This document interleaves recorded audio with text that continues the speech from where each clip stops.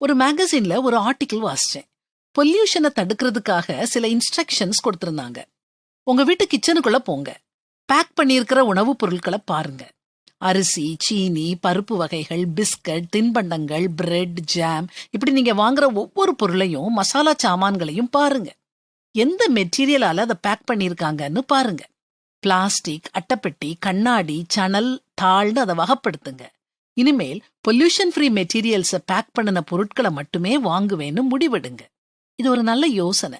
இத வாசிச்ச உடனே நம்ம ஆன்மீக வாழ்க்கையிலையும் எத்தனை மாசு இருக்குது, அதை களையவும் நாம இப்படி ஒரு முறையை தேர்ந்தெடுக்கலாமேன்னு தோணுச்சுது.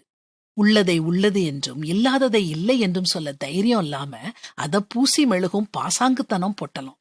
உள்ள பகைமையை வச்சுக்கிட்டு வெளிய தேனொழுக பேசும் வஞ்சகத்தன பொட்டலம். தவறு செய்பவரை கண்டிக்க துணிவு இல்லாத கோழைத்தன பொட்டலம்.